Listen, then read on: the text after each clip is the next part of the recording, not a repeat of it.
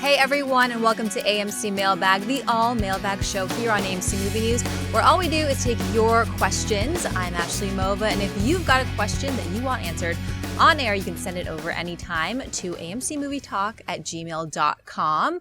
And sitting with me is the man, Mr. John Campia. Hey everybody, how you doing? What's up, John? How are you today? I'm doing great, actually. I'm feeling fabulous. I'm feeling good. I'm on Mailbag. This is like turning into one of my favorite things to do all week, so I'm ready to go. I'm ready to go as well. Benjamin Otto writes, "Hi AMC Movie Talk, I love your show. For me, the best in the world. My favorite genre is sci-fi, but just the Star Trek or Star Wars movies are good enough for me. Why is it so hard for movies like Battleship, Skyline, World Invasion, Battle Los Angeles, Oblivion, Ender's Game, Edge of Tomorrow, After Earth to be good? What about Battleship? Would you like a second movie about Battleship? Thanks for being awesome and keep doing it." Well, first thing, Benjamin, what the hell are you talking about saying Edge of Tomorrow wasn't good? That was great sci-fi. That was a really good movie. But all the other ones on your list, man, I mean, Battle Los Angeles, Oblivion, After Earth, Skyline, Battleship. No. Do I want another Battleship movie? No. That was such a ridiculous premise. Just a ridiculous premise. Truly an awful film. But you're asking, why is it so hard to make a good sci-fi movie? Because I keep saying this, and it's true. It's almost impossible to make any good movie. Making a movie that a lot of people are really going to like outside of pornography is not easy. It's hard. It's really, really hard to make a good movie. That's why when you get Christopher Nolan's and you get Martin Scorsese's or Steven Spielberg's or Paul Thomas Anderson's or stuff like this, that these are exceptional, amazing, worth revering people who can consistently deliver excellent films. It's not easy. If it was easy, everybody would be in the movie business and making millions and millions of dollars, but they aren't. And that's why these guys make the big bucks. They're great writers, they're great directors, it's so hard to make a good movie. And, you know, with sci-fi, there's a little bit extra layer of challenge to making something a good movie because you're dealing more with the unbelievable. You have to get your audience to buy into some suspended disbelief as well. That doesn't make it tons more difficult than to make a good drama or anything. There's just an extra little layer of complication you got to deal with. But even once you get past that, you got to make a good movie. That's why a movie like Transformers, look, Transformers is a beautiful film to look at. Great explosions, great visual effects, all that kind of stuff. But it was a terrible movie. Awful movie. My number one worst film of the year so far. So it's difficult. And, you know, so when we ask, why is it so hard to make a good comedy? Why is it so hard to make a good... Because it's so bloody hard to make a good movie, man. Hey, I've made movies, all right? I have made movies. I've made movies that I'm pretty damn proud of. I've yet to make a good movie, though.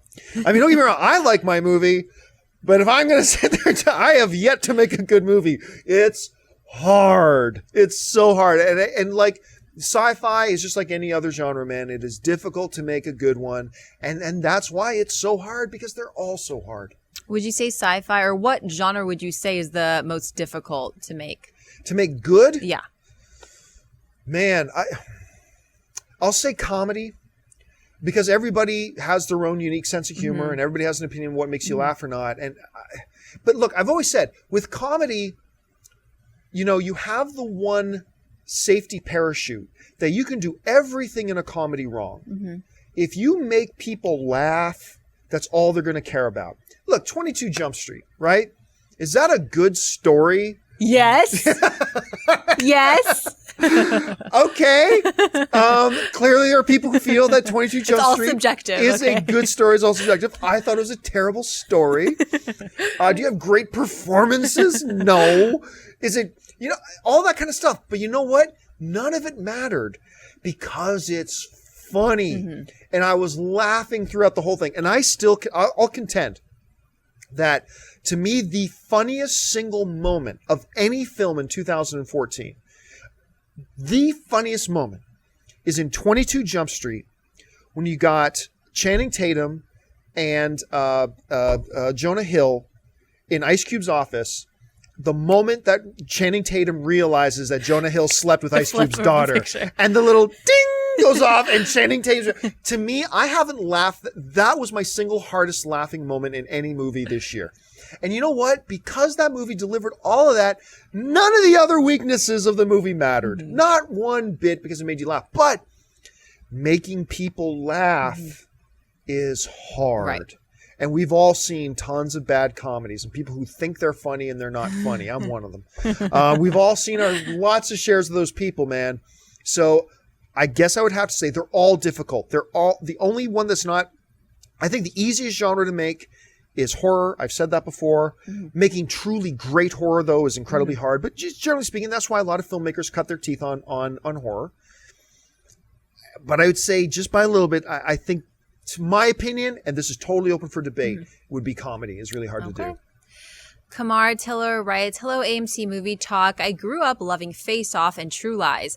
I love the wink at the camera style of True Lies and the insanity of Face Off. What are the chances we could see remakes or even films that are superbly similar? I would love to see these exact movies remade exactly with better graphics. Okay. First of all, Kamar, you are a man close to my heart. My all-time favorite action film is True Lies. And I have a very special place in my heart for Face Off. I'm going to make a big admission to you all right now. All right? This is Intimate Moments with John Campea. I'm scared.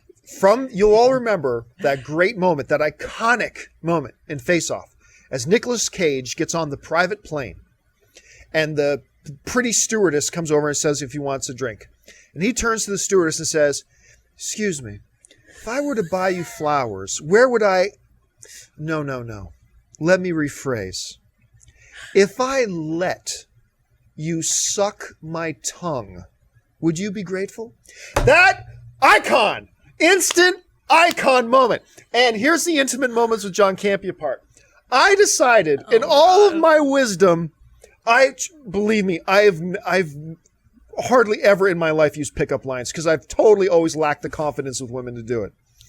But one night at this one place, I was feeling particularly bold, and I decided to use that line. It was in Toronto, and I was with a few buddies. There's some very pretty girls there we were talking to, and I decided I am going to try. If it's good enough for Nicolas Cage in Face Off, damn it, it's good enough for me. And I decided, I walked up to this girl and I said, excuse me. Oh my God. If I let you suck my tongue, would you be grateful? What'd she say? One of two things could have happened. I could have woke up from a coma 3 days later, but she actually laughed. Oh, wow. She actually laughed. And I think she laughed because I looked so embarrassed saying it. And you were in Toronto, not Los Angeles. Yeah, I was in Toronto, not Los Angeles. Los Angeles would have been different. I never would have done that in Los Angeles. But I was in Toronto, but even though I built up the courage to say it, she could probably tell that I was on really shaky ground when I was doing it. But anyway, you're not asking about pickup tips with John Campea. You're not asking that. I'd be the worst person to ask. But okay, I do believe you can do a True Lies remake, and I do believe you can do a Face Off remake. It's been a long time. I think you have to wait a little bit longer for True Lies because I think it's being one of the, all-time great action films because it's fun, it's funny, it's exciting. You got Arnold in there. You got Tom Arnold, who has never been better. Well, actually, Tom Arnold has probably never been good outside of True Lies, but in True Lies, he's awesome. A lot of people, today's audience, have seen True Lies. With Face Off, so you might want to wait a little while longer. But with Face Off, I think there's a lot of people who have not seen it. It doesn't have that same iconic status as True Lies does. And as such, with the premise that it is, it's such a cool premise. I think you could do it. Then it becomes about who do you cast in the two leads. One of the things that was so great about Face Off was that both Travolta and Nicolas Cage, once they were supposed to have switched faces, as actors now, Travolta in the movie is supposed to be Nicolas Cage's character, just with Travolta's face on and vice versa. What made Face Off so great to me is how perfect of a Nicolas Cage John Travolta did, and how perfect of a John Travolta Nicolas Cage did. They did it so great. So if you were going to remake Face Off, the absolute key thing is going to be the casting. Who do you cast to put in these roles? And then can those two actors pull off the other guy like really amazingly? So, I mean, that's why this couldn't be Arnold Schwarzenegger and Sylvester Stallone. I don't think that one would work so well. But who could you get? I don't know. The Rock and I don't know, Jason Statham and Luke Evans. Maybe if you want to go to a Fast and Furious reunion or something like that. Maybe that. But so basically, I'm saying yes, you can do True Lies, but I'd wait 5 or 10 more years. But I do think you could do Face Off now. It all depends on the casting. He mentioned the wink at the camera type thing. Does that ever take you out of movies? Because sometimes that pulls me back. It depends. If the movie is set up to feel that way, then no, it doesn't take me out. Like 22 Jump Street. Right? Absolutely. Things like that. Hot Tub Time Machine. There's a moment that we've seen in the trailer where Craig Robinson actually turns to the camera and goes, it's like a hot tub time machine, and then turns to the camera and they do a little ding sound. If the movie is set up to feel that way, then it actually adds to the film. When it's not, then it can feel distracting. And we've seen that happen too. Yeah.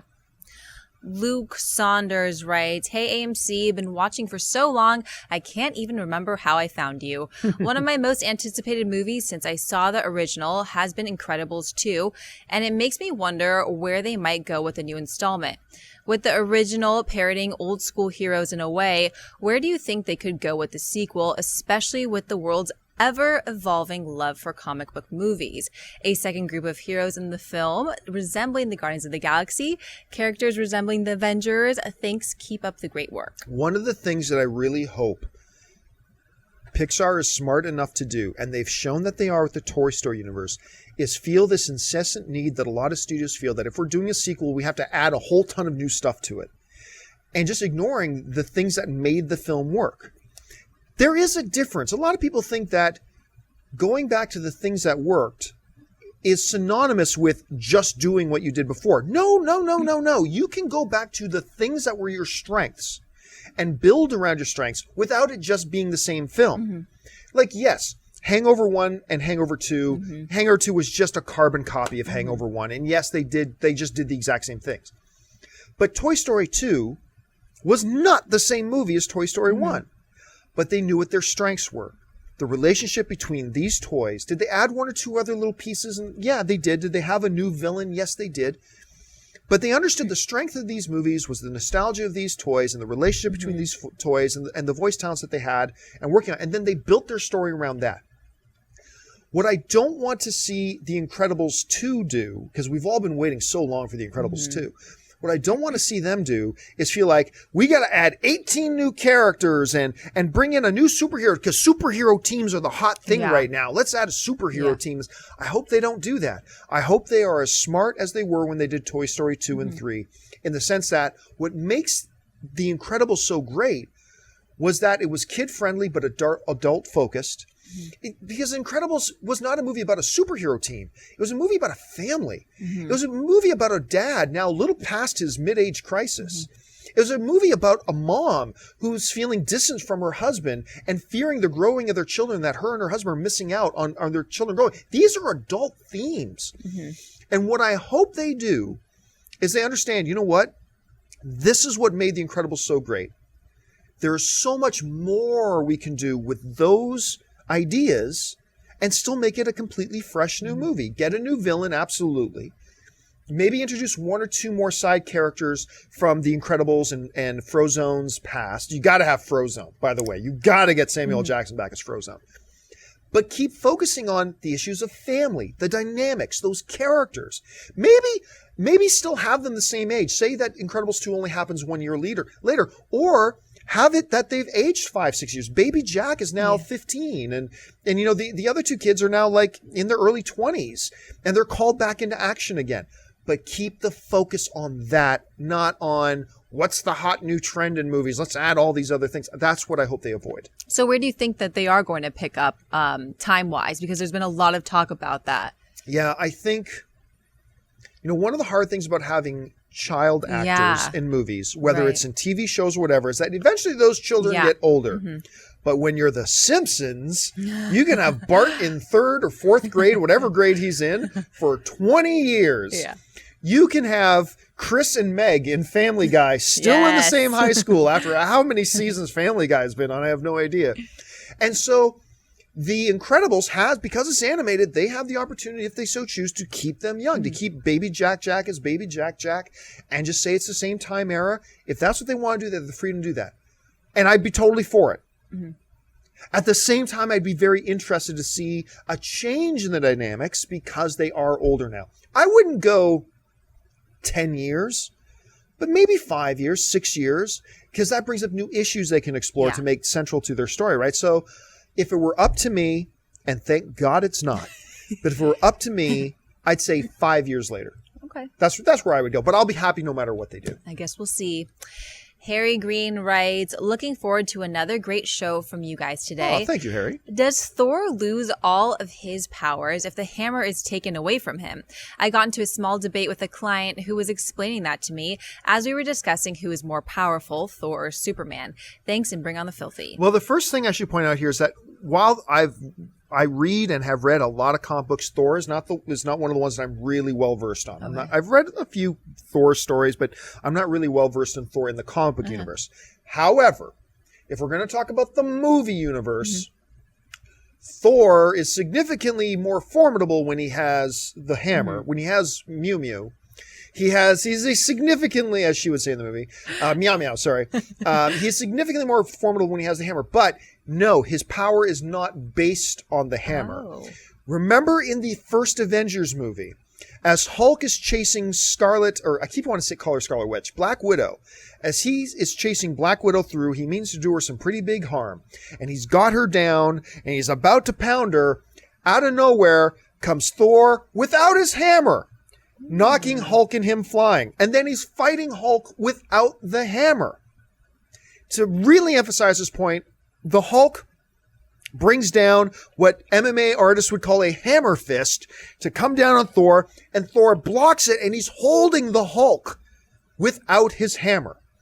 And then they continue to fight, and then later he reaches for his hammer. The hammer comes, he starts whacking the Hulk around with the hammer, and then the Hulk tries to pick up the hammer, all that kind of stuff. But the point is, he was fighting and going toe-to-toe, losing, but fighting and going toe-to-toe with the Hulk without the hammer. I noticed that. Therefore, in the cinematic universe, I'm not qualified to give an answer on the comic book universe, but in the cinematic universe, Thor as an Asgardian is still plenty powerful without the hammer. Now, to the other thing you said, there should be no debate about who's stronger, Thor or Superman. Superman is Superman. He is, always will be. He's the Alpha and the Omega. He is the ultimate superhero for now, forever. Amen.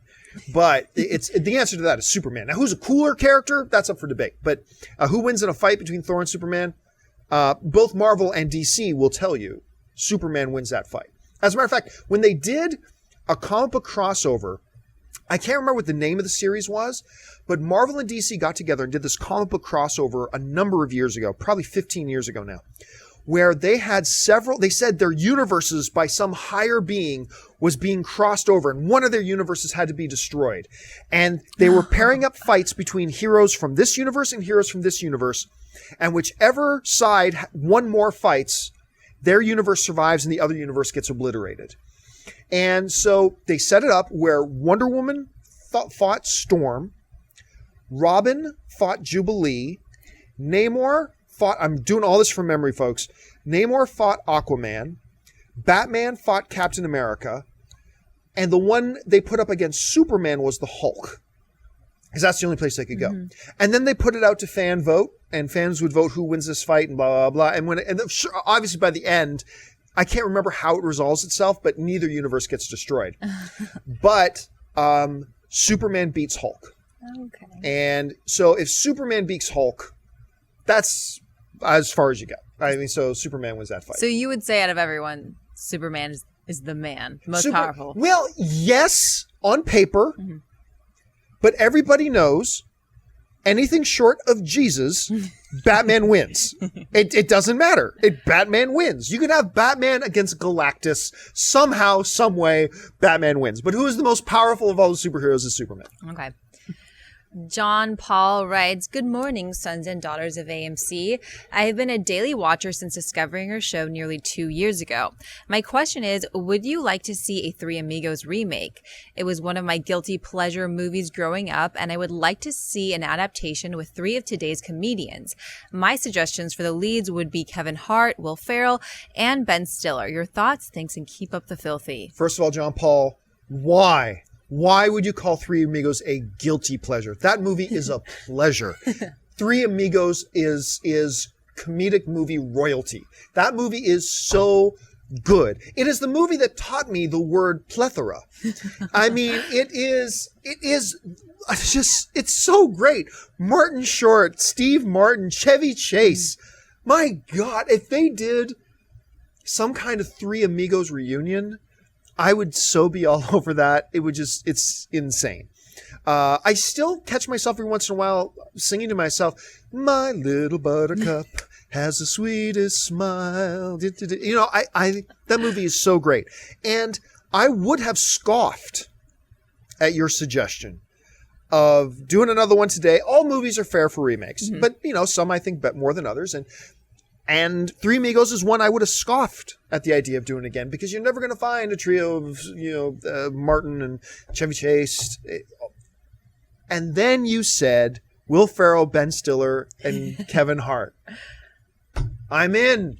Yeah. You won me over, John Paul. I'm in. You remake the Three Amigos with those 3 people. I'm in. You could have also thrown in there, I think a Paul Rudd would fit in really well into a remake sort of situation with Three Amigos. Steve Carell would also fit in there really well. Actually, any of the cast members from 40-Year-Old Virgin. Okay. You could throw any of those 3 guys in. Maybe Romany. I keep forgetting Romany's last name. The black bald actor who's in Las Vegas and everything. Dennis, can you look up? I know his first name is Romany, but I forget his last name. You get him, Paul Rudd, and Steve Carell. 3 of the guys from 40-Year-Old Virgin, and make them Three Amigos. I am completely in. Romany Malco, thank you very much. So he's really good, actually. He hasn't made it big, but whenever he pops up and stuff, I always find him to be really good. I hope he really gets a breakthrough kind of opportunity, because he's really good. Do you think there's any trio? Because with a lot of comedians, I feel like they're obviously used to being the center of attention. Yeah. Do you think that it could be like a clash of leading ladies where the chemistry doesn't work together because they're so used to just being that one that everyone laughs at? Oh, huge potential for that, especially with comedians. Comedians, talk to Mark Ellis and Christian Harloff about this. Comedians, They work together well. They work together well, but comedians are I've known a lot of comedians. Yeah. Throughout my life, many times, several of my best friends have been comedians. They are so unfreaking believably fragile. And they'll be the first ones to tell you that they've got, first of all, the most courage in the world to stand on a stage and be judged. Yeah. Because when you're trying to tell jokes and make people laugh, you are being judged every second you're on that stage.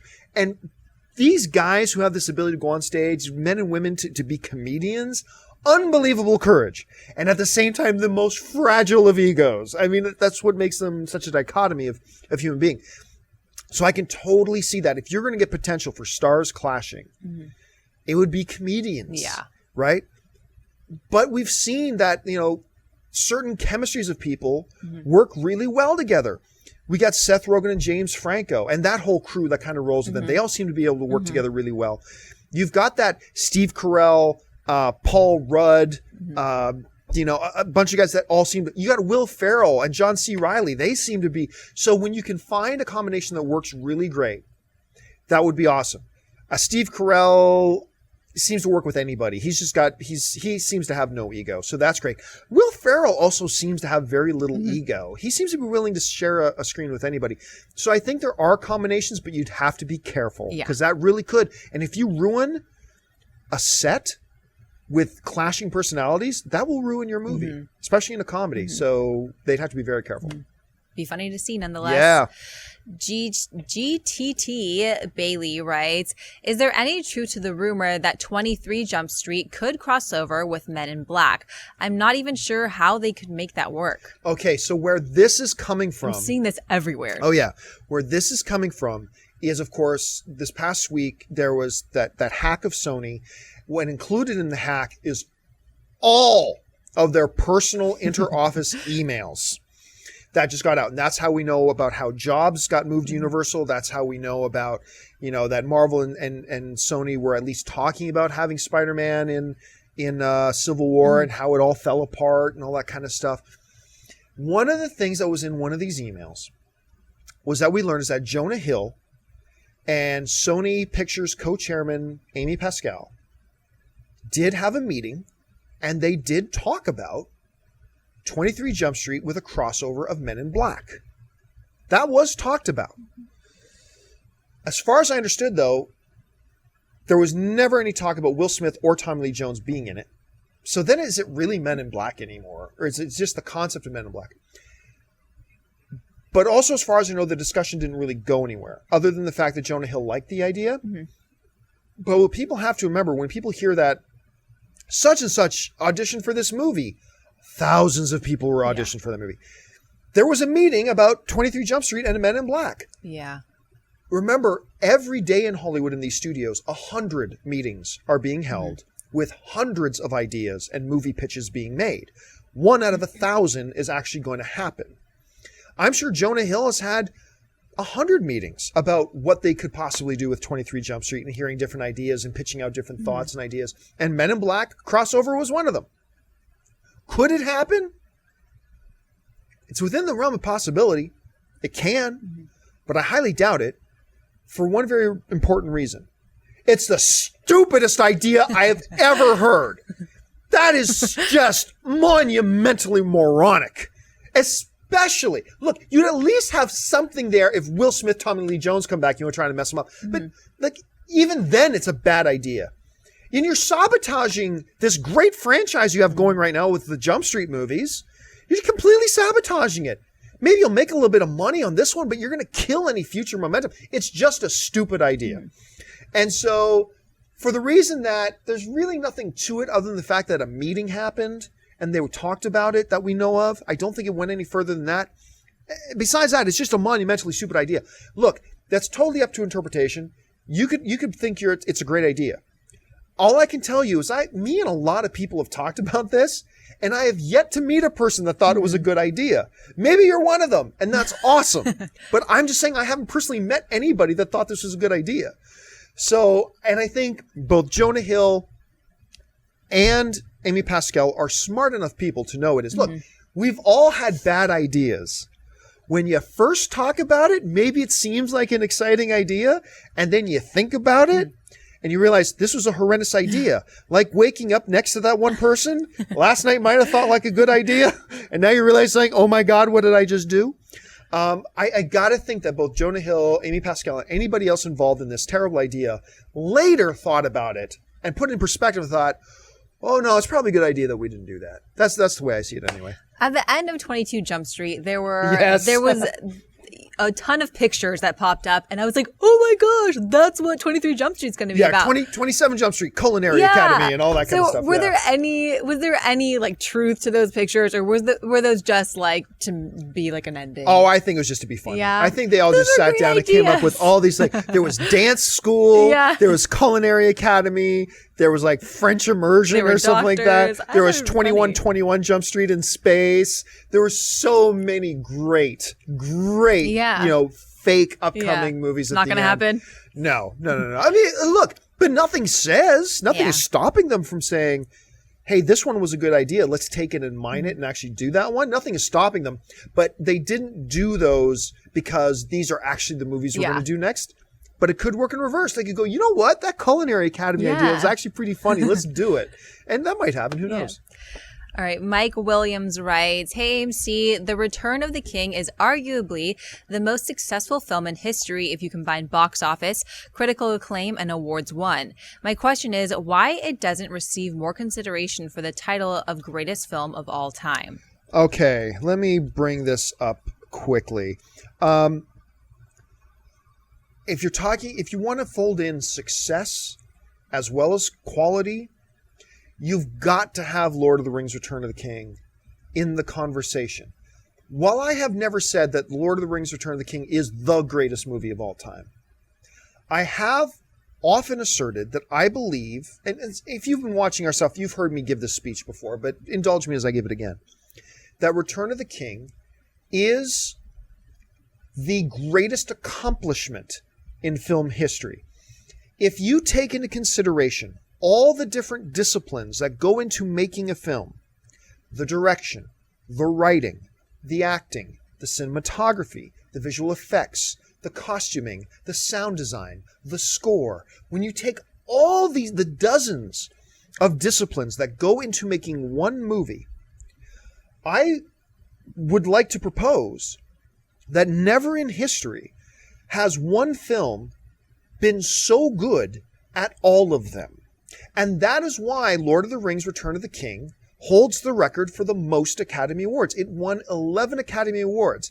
As a little side note, it won every single Academy Award that it was nominated for. Every single one. It completely swept. Every nomination it had, it won. And it won 11. No film has ever won more. And so when you're looking, you can look at some other films and say, hey, this was a better comedy. Sure. This one maybe had better effects. Sure. But I contend there's never been a film, and obviously it's still subjective, but for me, that did every discipline so great. The direction of Lord of the Rings: Return of the King, it's beyond dispute. The writing of it, beyond dispute. The scripts, beyond dispute. The visual effects, beyond dispute. The score, the music, the costuming, all of it is done with such excellence that I don't think we've ever seen a film that done it all that good. Now, let's talk about success, okay? I'm going to contend that of the top 10 money-making movies of all time, none of them come close to Lord of the Rings: Return of the King as far as quality goes. None of them. And Lord of the Rings: Return of the King is in the top 10 of all time. Avatar is a great movie. Don't start to pretend that Avatar, great movie. I enjoyed it very much. I own it. I love it. Okay? Not talking trash on Avatar. I love that movie. It is not in the same league as Lord of the Rings: Return of the King. It's just not. Especially if you're talking about all the disciplines together. Don't get me going on the script of Avatar. Anyway, Titanic, great movie. Love it. Best Picture winner, all that kind of stuff. Not in the same league as Lord of the Rings: Return of the King. Harry Potter and the Deathly Hallows Part 2. Frozen. Iron Man 3, Transformers Dark of the Moon, Skyfall, which is another great movie, and Transformers Age of Extinction, and Lord of the Rings: Return of the King. Those are the top 10 money-grossing movies of all time. The best of those movies is Lord of the Rings: Return of the King.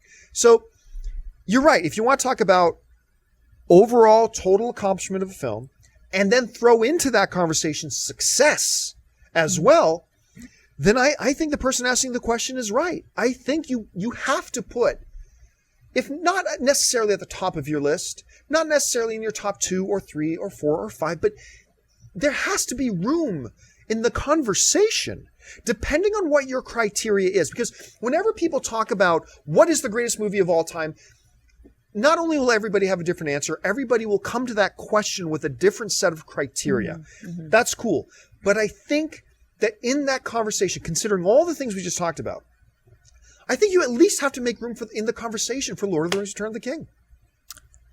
Dare I ask, what would you say personally is the greatest film of all time? I think I have a hunch what you're going to say. Well, okay, look. But how could you not include that? I do believe there is a difference between what you actually think is the greatest film of all time and what is your personal favorite of all time. I think there's a difference between the two.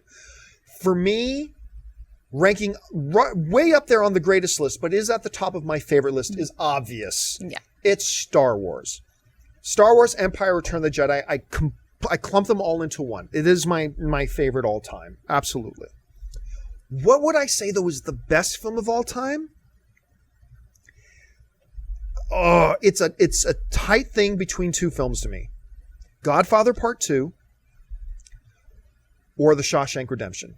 to me, And neither of those are on the list? nope, neither of those in the top That's 10 crazy. box office Okay. list.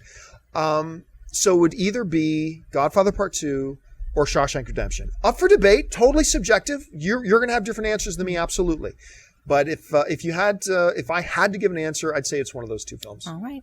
All right. Sean Murphy writes, greetings and salutations. Given that Batman vs. Superman Dawn of Justice has officially wrapped filming, why would Warner Brothers need almost 2 years to release it? And could they release it early? Thanks and keep up the good work. Well, we've answered the question, could a Batman vs. Superman come out early? We've answered that question a lot. Mm-hmm. I mean, they're poised. I mean, remember, they've done shooting the movie. The movie's not done. Mm-hmm. Lots of visual effects, editing, sound scoring to be done.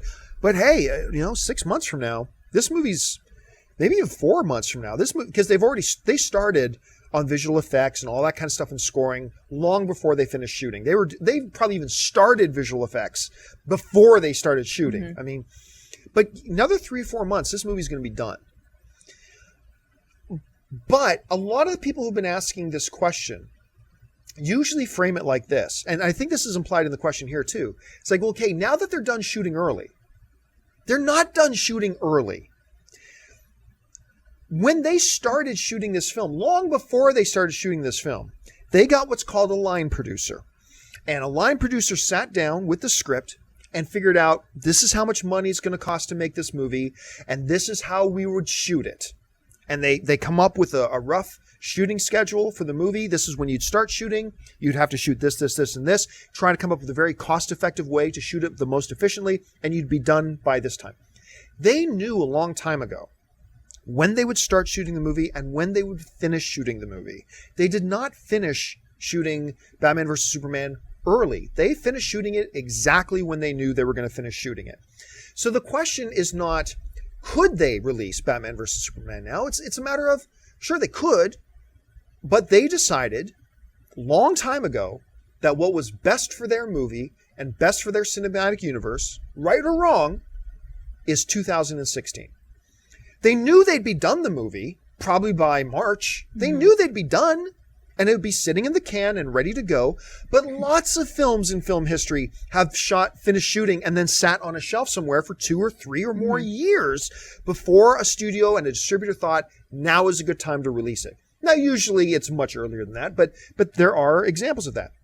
And when Warner Brothers decided that they were going to move Batman vs. Superman to 2016, they made that decision knowing they would finish shooting the film by December of 2014. They knew that and still decided for 2016. So could they release it in 2015? Yes, that is within their power. They can do it. The movie's going to be done and ready to go. But they already made their decision that 2016 is the best time for them to release their movie. And so that's when it's going to come out. Why do you think that they think that is the perfect time for them to release the movie? I have a feeling it has to do with how they want to roll out. I'm not basing this on anything. This is pure speculation. My feeling is it's about competition, but also how they want to time out rolling out the rest of their cinematic universe. I think they wanted to have this come out and then have Suicide Squad come out like just 5 months, 4 months afterwards. I can't remember when Suicide's supposed to come out, but Suicide Squad to be followed by Justice League Part 1, to be followed by this, I think they knew when they would have things ready to go, and they wanted to make, instead of having Batman vs. Superman come out now and then wait a year for Suicide Squad, I feel like Warner Brothers wanted to take the approach of movie.